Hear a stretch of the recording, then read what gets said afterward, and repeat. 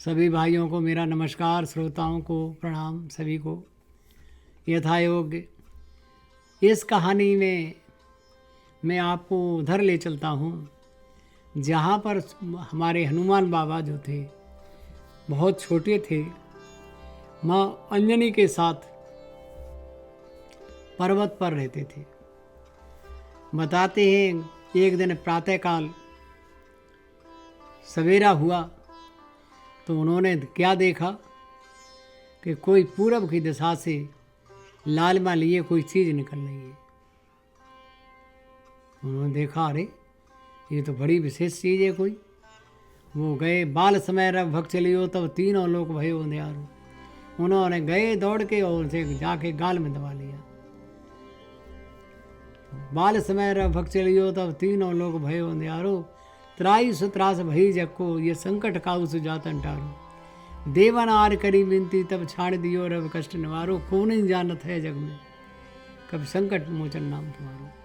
जब समस्त देवताओं ने निवेदन किया तो बाबा ने अपने मुँह में से निकाल करके अलग कर दिया सूर्य को। बताते हैं सूर्य बड़े प्रभावित हुए और भगवान सूर्य ने ये कहा, हम तुम्हें और भी अनन्य शिक्षा देंगे तो हमारे साथ चलो। बताते हैं आकाश मार्ग में सूर्य के साथ साथ बाबा हनुमान जी कुछ विद्याएं सीख रहे थे। सूर्य का रथ चल रहा था, हनुमान जी भी उसी गति से चल रहे थे, रास्ता सीख रहे थे।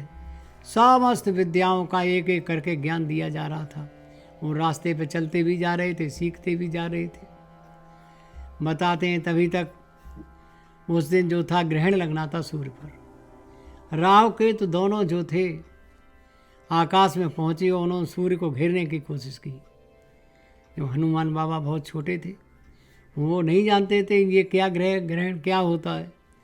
उन्होंने राहु और केतु को पकड़ करके वो फेंक दिया। वो पृथ्वी की ओर गिरे आकर के। पुनः में गए दोनों अपना बल संभाल करके। पुनः हनुमान जी जो थे सक्रिय हो गए, उन्होंने फिर उन्हें को दोनों दिशाओं में अलग अलग फेंक दिया। जब राहु केतु ने देखा कि ये ग्रहण नहीं लगने दे रहा है, कोई बच्चा बड़ा बलशाली है, तो उन्होंने जाकर के भगवान इंद्र से जाके प्रार्थना की कि प्रभु आज ऐसी ऐसी स्थिति हो गई है कि एक बच्चा जो है इंद्र सूर्य के साथ उनके रथ के साथ घूम रहा है। जैसे ही हम जाते हैं वो हमें पकड़ करके अनंत आकाश में फेंक देता है। बहुत बलशाली है और उसका शरीर जो है सोने की तरह चमक रहा है। अत्यंत दिव्य बालक है।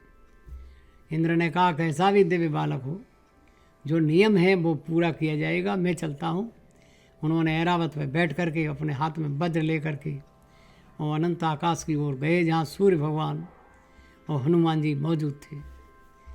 हनुमान जी का ये बचपन सबको प्यारा लगता था, परंतु वो अपने न्यायिक दृष्टि से पता नहीं क्या सोच बैठे कि उन्होंने कहा जाओ राहु और केतु जाओ सूर्य पर ग्रहण लगा दो।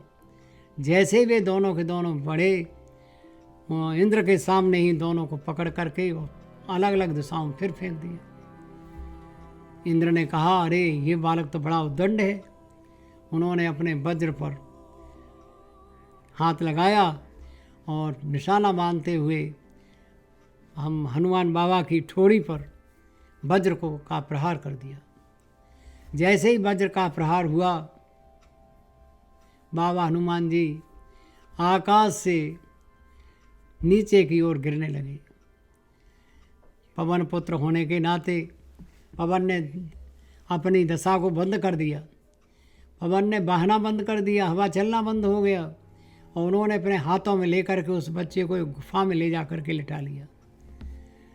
जब हवा बंद हो गई, बिना ऑक्सीजन के समस्त संसार के जीव मरने लगे, तब 33 करोड़ देवता इकट्ठे हुए। ब्रह्मा जी, भगवान विष्णु, भगवान शंकर जी, समस्त देवता वहाँ पहुँचे और उन्होंने बड़ी विनती की पवन पुत्र से। पवन देवता से कहा कि हम इसको एक एक वरदान देंगे सब लोग। समस्त देवताओं ने हनुमान जी को एक एक वरदान दिया। बताते हैं समस्त देवताओं ने 33 करोड़ देवताओं ने भी अलग अलग वरदान दिए और उन्हें जो तकलीफ़ थी वो भी दूर कर दी गई। तब पवन ने अपना काम शुरू किया। हनुमान जी उठ कर के बैठ गए। ये उनके बहुत छोटे की कथा है। जब रावण के दरबार में पहुँचे तब भी उन्होंने कहा था कि मैं पवन देव का औरस पुत्र हूँ। हे रावण, मैं तुम्हें यहाँ पर भी मार सकता हूँ, तुम मुझे यहाँ कब्जे में नहीं कर सकते, उन्होंने कहा था। और बड़े दूसरे की उसमें देश में जाकर के इतना बड़ा काम कर पाना, अदम्य साहस दिखाना, ये एक ब्रह्म की शक्ति को ही किया हो सकता है। तो भगवान हनुमान भी स्वयं ब्रह्म है। उनमें लिखा है कि जो जाने ते देव जनाई, जाना तुम्हें तुम्हें हो जाई। भगवान राम के अनन्य भक्त हैं। इतना बड़े भक्त कोई होना संसार में बहुत मुश्किल है ही नहीं कोई उनके बराबर। तुलसीदास जी ने तो यहाँ तक लिख दिया उनके बारे में कि सुमिर पवन सुत पावन नामू, और अपने बस करे राखे राम। भगवान को अपने बस में कर लिया हनुमान जी ने। धन्य हो प्रभु, धन्य हो पवन पुत्र हनुमान की जय। इसके साथ ही आप सब लोगों को मैं प्रणाम करता हूँ, नमस्कार करता हूँ। फिर आगे की कथा में, कहानी में आपको